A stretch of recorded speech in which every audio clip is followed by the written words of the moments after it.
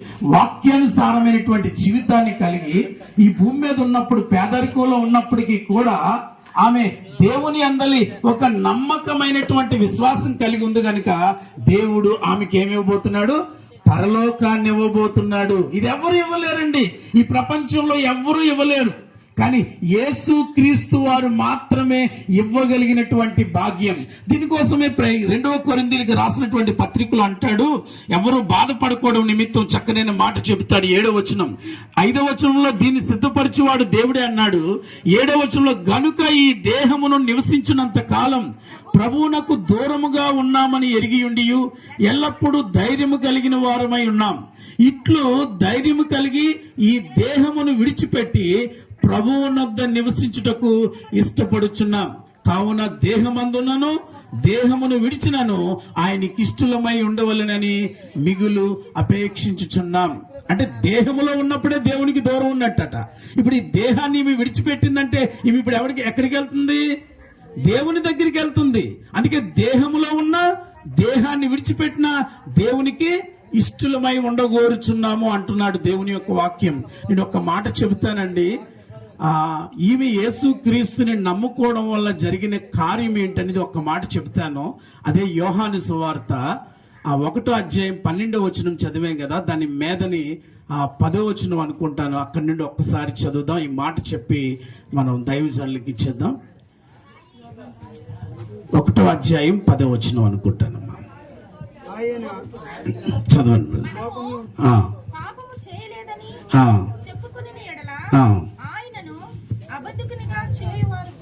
ఆ సాక్ష్యం ఏమనగా దేవుడు మనకు నిత్య జీవమును దయచేసేది. ఈ జీవము ఆయన కుమారుని యందు ఉన్నది. దేవుని కుమారుణ్ణి అంగీకరించువాడు జీవము గలవాడు, దేవుని కుమారుణ్ణి అంగీకరింపని వాడు జీవము లేనివాడు. నన్ను ఎందరు అంగీకరించురో వారికందరికి, అనగా తన నామమునందు విశ్వాసం ఉంచు వారికి దేవుని పిల్లలగుటకు ఆయన అధికారం అనుగ్రహించెను.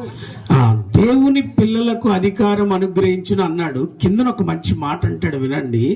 ఏమంటాడంటే, నేను పుట్టానంటే నా తల్లి యొక్క తండ్రి యొక్క రక్తానికి నేను పుట్టాను. ఏ మనిషి పుట్టినా శరీరేచ్ఛకి మనసేచ్ఛకి రక్తానికి పుడతారు. దేనికి పుడతారండి? నేను గాని మీరు గాని ప్రపంచంలో ఎవరు పుట్టినా శరీరేచ్ఛ వల్ల మనసేచ్ఛ వల్ల రక్తం వల్ల పుడతారు. అంటే ఇప్పుడు ఉన్న వాళ్ళు మనందరం అలాగే పుట్టాం. మరి పరలోకానికి వెళ్ళాలంటే ఎలా పుట్టాలి?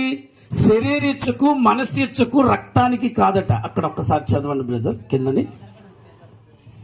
వారు దేవుని వలన పుట్టిన వారు గాని రక్తము వలనైనను, వారు దేవుని వలన పుట్టిన వారు గాని. ఇంతకు ముందు మైనమ్మ శరీరేచ్ఛకు మనసేచ్ఛకు రక్తానికి పుట్టింది. ఎప్పుడైతే బాప్తిజం తీసుకుని యేసుక్రీస్తు రక్తములో కడగబడిందో అప్పుడు ఎలా పుట్టిందో చదువుతున్నారు దైవజనులు. ఒకసారి చదవండి. వారు దేవుని వలన పుట్టిన వారే గాని రక్తము వలనైనను శరీరేచ్ఛ వలనైనను మనస్సేచ్ఛ వలనైనను పుట్టిన వారు కారు. ఈ సత్యాన్ని అర్థం చేసుకోవాలండి. ఈ భూమి మీద పుట్టిన వాళ్ళు శరీరేచ్ఛతో మనస్సేచ్ఛతో రక్తానికి పుడుతున్నాం మనం.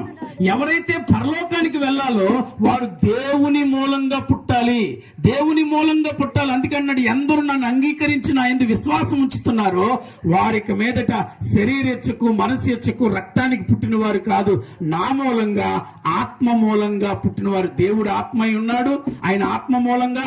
అందుకే యేసు క్రీస్తు భూమి మీదకి వచ్చినప్పుడు ఆయన ఒక మాట అంటాడు, పాప సైతునిలో నుండి పాప రైతుడు పుట్టగలిగిన మేలంటాడు. మరియమ్మ పాప సైతురాలు, కానీ యేసుక్రీస్తు పాప సైతురాలలో నుండి ఎలా పుట్టాడు?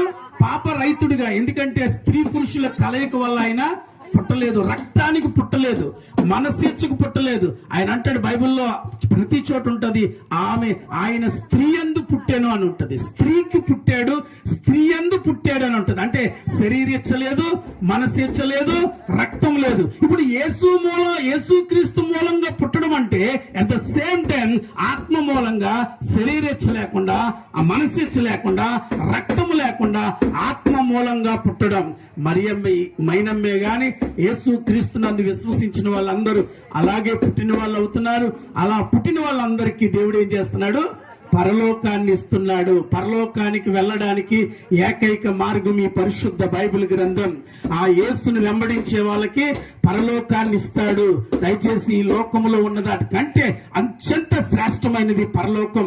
బంగారము, కెంపు, మాణిక్యము, గోమేదకము, పుష్పనాదము, వజ్రము, వైడూర్యము, నానా విధమైన రత్నాలతో మన కొరకు పరలోకాన్ని సిద్ధపరుస్తున్నాడు. ఈ భూమి మీద మనందరం నటిస్తున్నాం. పుట్టేటప్పుడు పిల్లోడి పాత్ర నటించాం, యవనస్తుడైతే యవనస్తుడి పాత్ర నటించాం, పెళ్ళైతే భార్య భర్త పాత్ర నటించాం, పిల్లలు పుడితే తండ్రి తల్లి పాత్ర నటించాం, ఆ పిల్లలకి పిల్లలు పుడితే తాతయ్య మామ పాత్ర నటిస్తున్నాం. సినిమాలో 3 గంటలు, భూమి మీద 40, 50, 60 సంవత్సరాలు నటించాం. మైదమ్మకు ఒక 50 ఉంటాయి అనుకుంటాను. ఈ 50 సంవత్సరాలు నటించింది, నటన అయిపోయింది, ఆ తెర ముగిసేశారు. కానీ నిజమైన జీవితం పరలోకంలో ఉంది కనుక భూమి మీద ఈ నటన కొరకు ప్రాకులాడకుండా పరలోకం కొరకు ప్రాకులాడాలి. అందుకే బైబిల్ చెప్తుంది ఎక్కడ గొప్పవారుగా ఉండాలి. ఈ ఒక్క మాట అర్థం చేసుకోండి. భూమి మీద కాదు, ఎక్కడ గొప్పవారిగా ఉండాలి? పరలోక రాజ్యంలో గొప్పవారిగా ఉండాలి. అందుకే అన్నాడు, ఇదే ఇందాక మనం 2 కొరింథీయులకు రాసుకుని కింద ఉంటది, ఏవి నీ వెంట రావు గాని నీ క్రియలు నీ వెంట వస్తాయి. అక్కడికి వెళ్తాయి. తండ్రి అయిన దేవుడు, కుమారుడు యేసు క్రీస్తు వారు అక్కడ ఉంటారు. వారి మధ్యలో ఒక చిట్టి తీయబడుతుంది. అక్కడ యేసు క్రీస్తు వారు ఈమె నా కుమార్తె అని ఒప్పుకోవాలి. అలా ఒప్పుకున్నవాడు పరలోకానికి చేరుతాడు. మరి మైనమ్మ, నేనైతే నమ్ముతున్నాను ఆమె పరలోకానికి చేరింది. ఎందుకంటే ఆమె విశ్వాసం, వాక్యానుసారమైన జీవితం, ప్రేమ కలిగిన జీవితం, ఆమె ఉన్నతంగా దేవుని కొరకు బ్రతికింది. ఈ లోకంలో ఏమీ లేకపోయినా పర్వాలేదండి, ఉన్నతమైన జీవితం పరలోకంలో ఉంటది. దాన్ని పొందుకోవడం కోసం ప్రయాసపడాలని కోరుకుంటూ ఈ సమయం ఇచ్చిన దైవజనులకు నా హృదయపూర్వకమైన వందనాలు తెలియజేస్తూ ముగిస్తున్నాను. దేవునికి స్తోత్రం కలుగును గాక. ఆత్మ నీలో ఉంటేనే అందరూ నేను ప్రేమిస్తారు. అది కాస్త వెళ్ళిపోతే ఎవరికి నీ అవసరం ఉండదు. ఆత్మ నీలో ఉంటేనే అందరూ నేను ప్రేమిస్తారు. అది కాస్త వెళ్ళిపోతే ఎవరికి నీ అవసరం ఉండదు. కన్నవారే ఉన్నను, కట్టుకున్నవారున్నను, ఎవరికి కనిపించకనే ఆత్మ వెళ్ళిపోవును. కన్నవారే ఉన్నను, కట్టుకున్నవారున్నను, ఎవరికి కనిపించకనే ఆత్మ వెళ్ళిపోవును. ఎన్ని చేసినా తనువు నమ్మినా కట్టె మిగిల్చింది కన్నీటిగాదా. కట్టెలపై నీ శరీరం కనిపించదు గంటకు మళ్ళీ. మట్టిలోన పెట్టిన నిన్నే గుర్తించదు నీ తల్లి. ఎన్ని చేసినా తనువు నమ్మినా కట్టె మిగిల్చింది కన్నీటి గాదా.